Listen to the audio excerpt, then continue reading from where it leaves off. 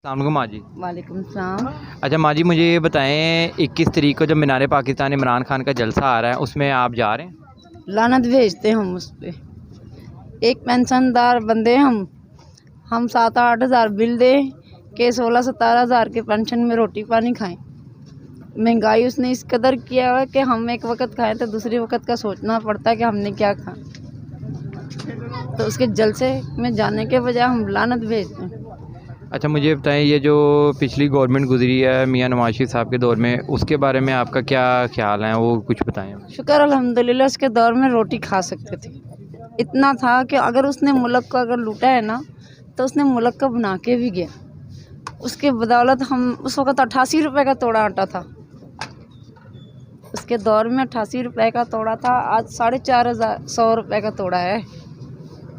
उस वक़्त चीनी 30 रुपए किलो थी, अब 80-90 रुपए किलो है। भी आप आगे किसको अब वोट डाल के लाना चाहती हैं? आपको कौन मतलब कि है कि हुकूमत किसकी बेहतर है ज़्यादा?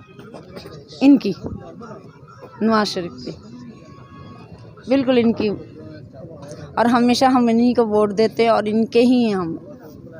चलें।